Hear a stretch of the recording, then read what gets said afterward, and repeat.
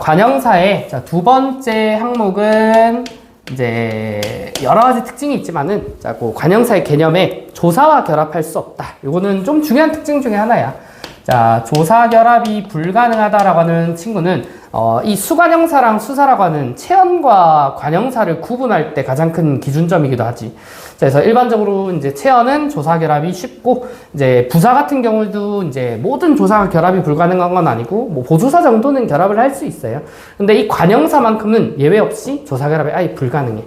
그것만으로도 이제 품사를 분류하는 기준점은 많이 만들어낼 수 있다는 거지. 자, 그래서 관형사 개념에서는 그게 중요합니다. 그 다음 관형사의 종류에서는 성상, 지시, 수가 있는데, 자, 여기서 이제 지시나 수는 되게 직관적이야. 지시는 가리킨다라고 하는 의미가 있는 관형사. 자, 수관형사는 수의 의미를 가지고 있는 관형사. 자, 요렇게 되는데, 너네들이 많이 헷갈리는 친구가, 자, 요 성상이라고 하는 정의 때문인데, 자, 성상은 줄임말이야. 성질과, 자, 상태의 줄임말인데, 여기서 너네들이 오잉하죠. 자, 성질과 상태라고 하는 친구는 어디서 많이 봤거든? 형용사라고 하는 품사를 다룰 때 많이 봤죠. 그치? 이것 때문에 헷갈려. 자, 그러니까 이런 거야. 우리 영어에서 형용사는 주된 문장에서의 기능이 뭐라고 하니?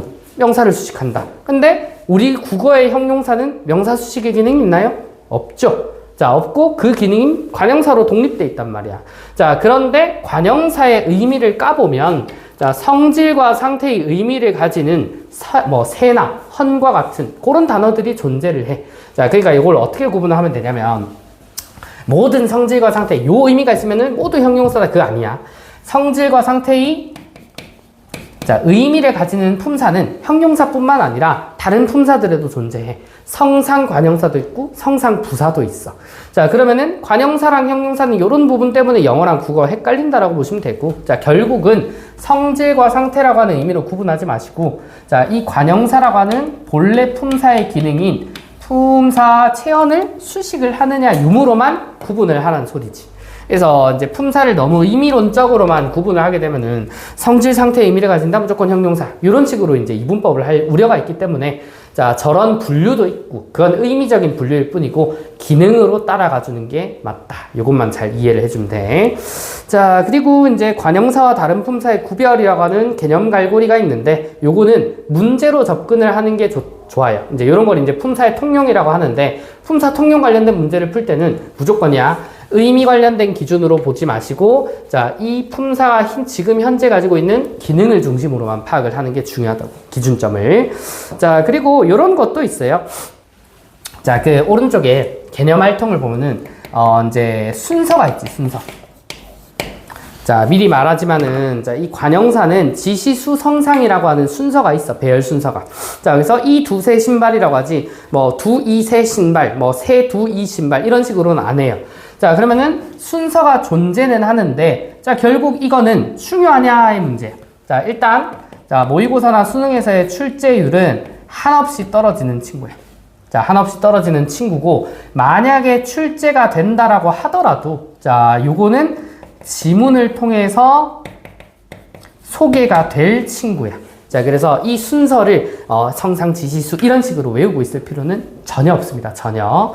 자, 그래서 이런 것이 있다 정도로만 보시면 돼요. 있다 정도로만. 자, 그러고 밑으로 조금 내려가면 이건 좀 중요하다. 자, 개념 활동 두 번째 보면은 관형사랑 관형어의 구분이 있는데, 자, 이 친구는 별표 2개 정도 달아주시고, 자, 요 개념 알고 계실 겁니다. 자, 우리 관형어랑, 자, 이제 관형사라고 하는 친구는 이제 부류가 다르죠. 관형어는 문장 성분의 부류고 관형사는 품사 부류이기 때문에, 자, 실상 관형어가 관형사를 품고 있다.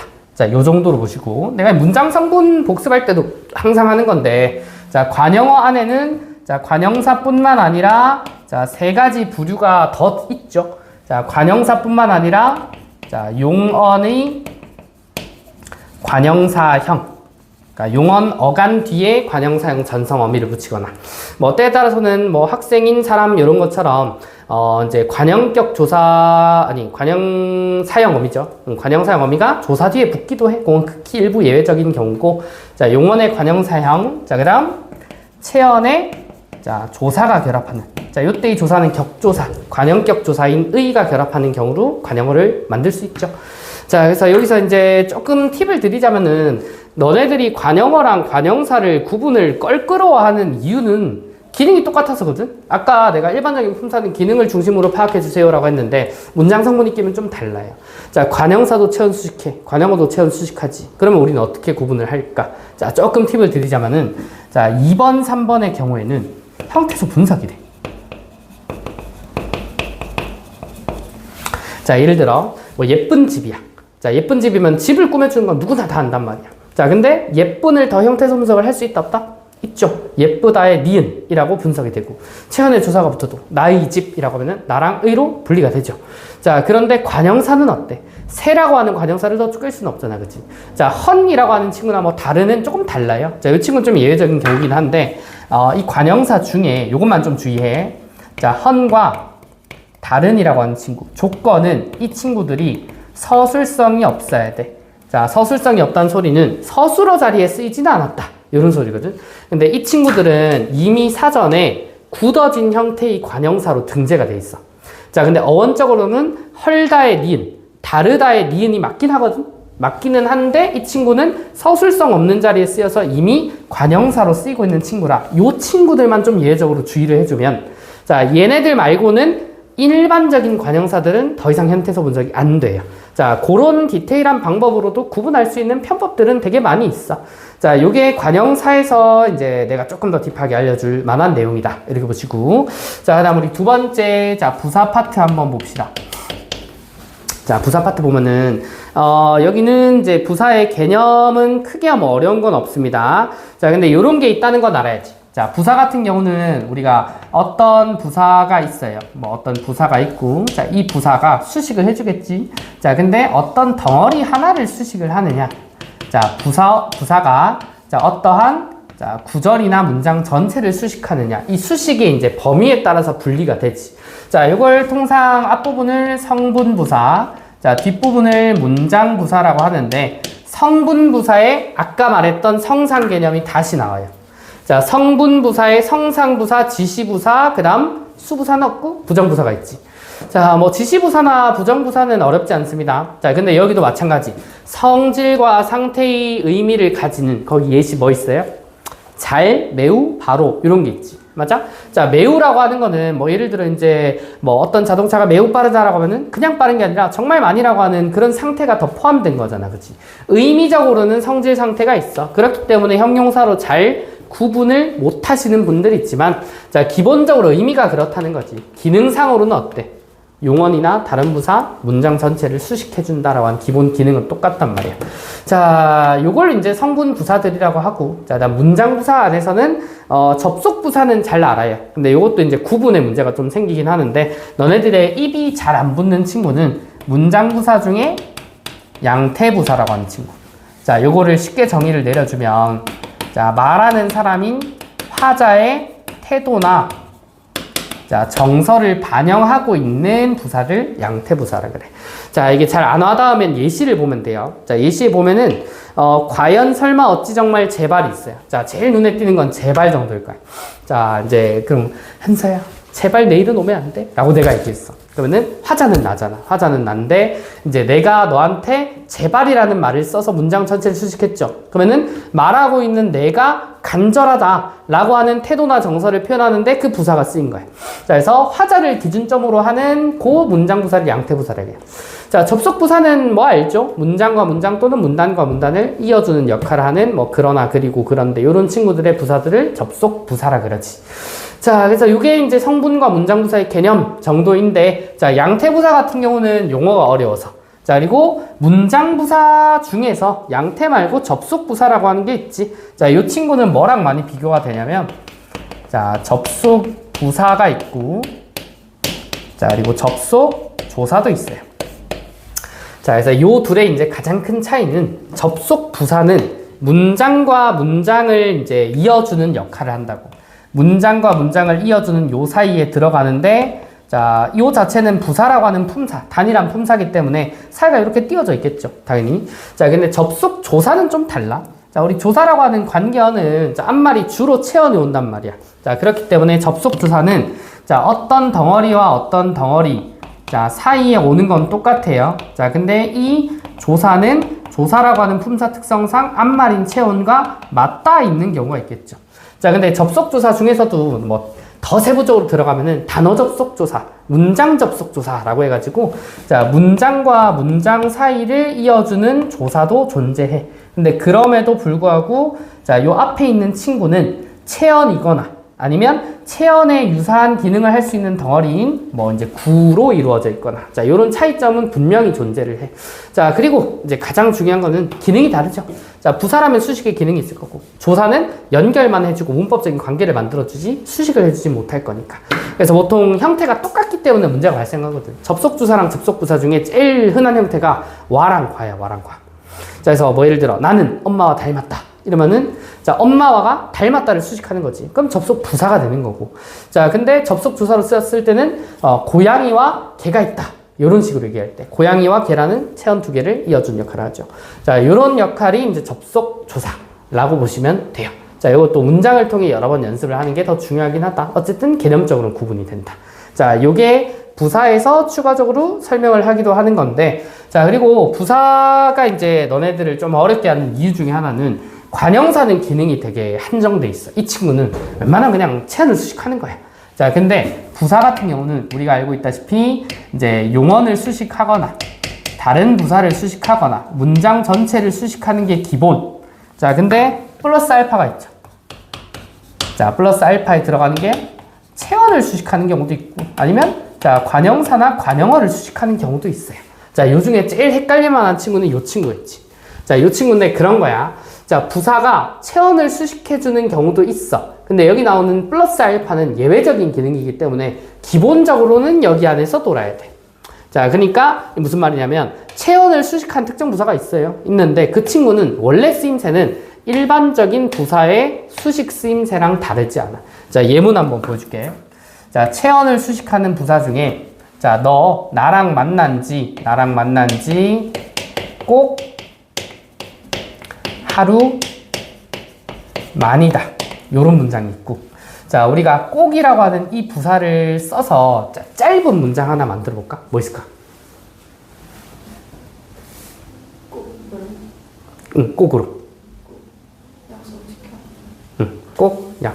꼭 약속을 지켜라. 자, 그거 좋다.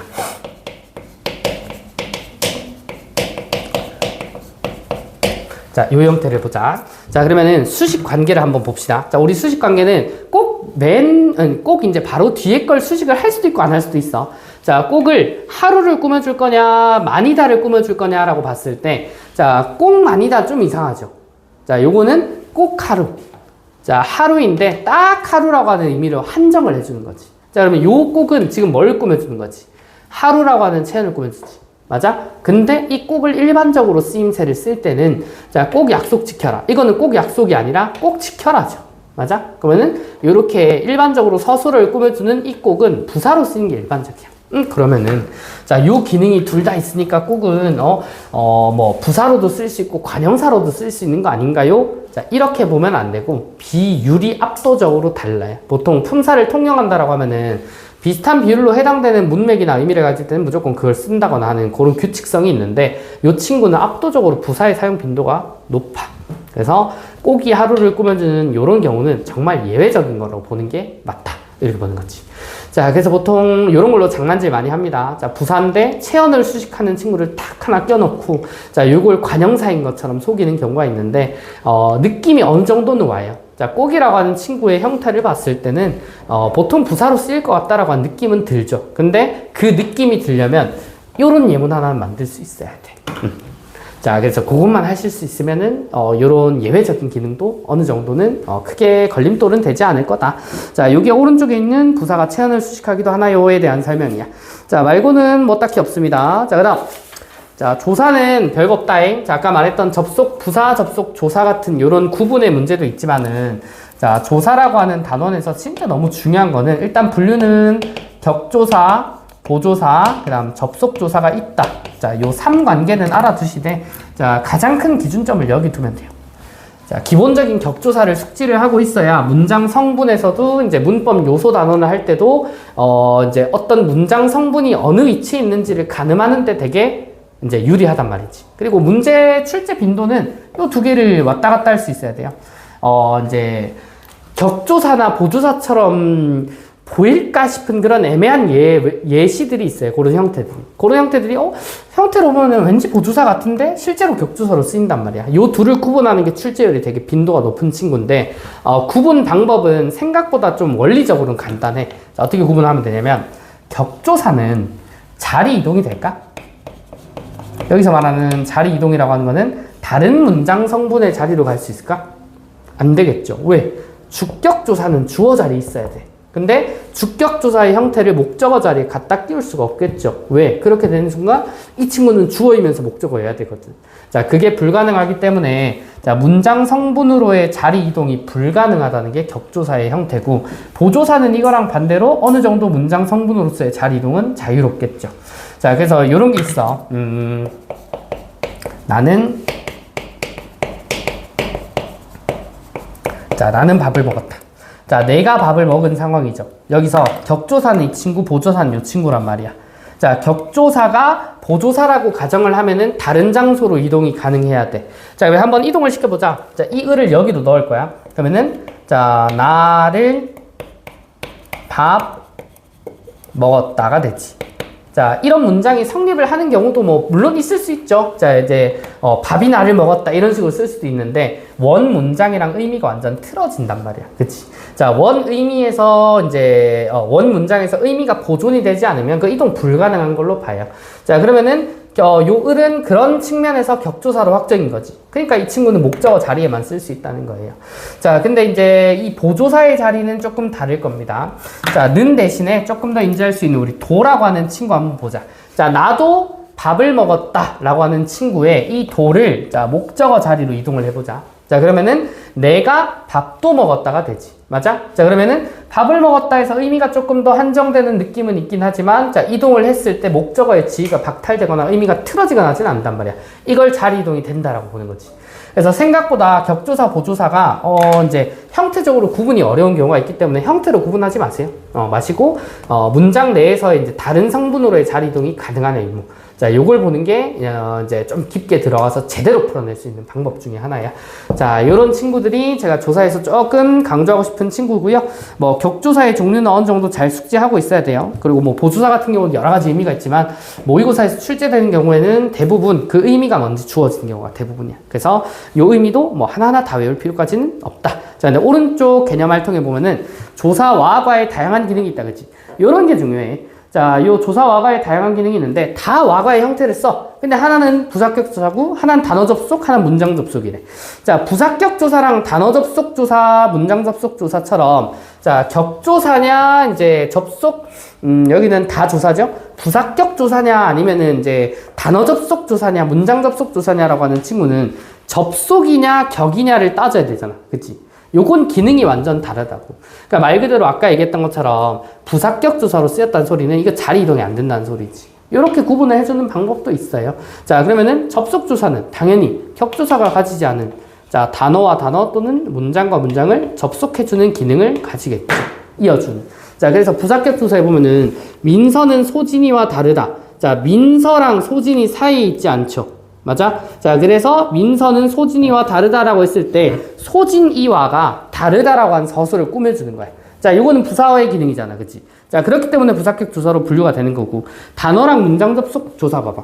민서와 소진이 단어 사이를 이어주고 있죠. 근데 쌤, 민서랑 소진이도 단어고 민서랑 소진이 우등생이다도 단어인데 얘네 둘은 어떻게 구분이 되는가요? 라고 하는 거거든. 자, 여기서의 구분은 단어 접속 조사는 문장 분리가 안 돼요.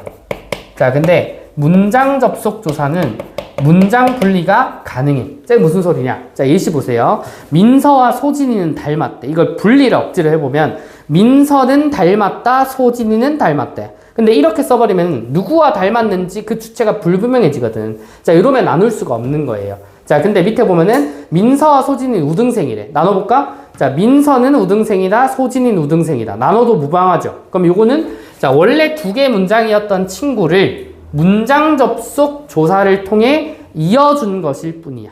자, 요게 단어 접속과 문장 접속의 차이야. 나눠지느냐, 안 나눠지느냐. 알겠어? 그래서 요 정도가 이제 조사 와과의 다양한 기능 정도입니다. 자, 이거 말고는 딱히 뭐 없습니다. 자, 없기 때문에 개념은 요 정도 하시면 좋을 것 같고, 자, 우리 남은 시간 동안 37쪽부터 40쪽까지 풀어줄게요.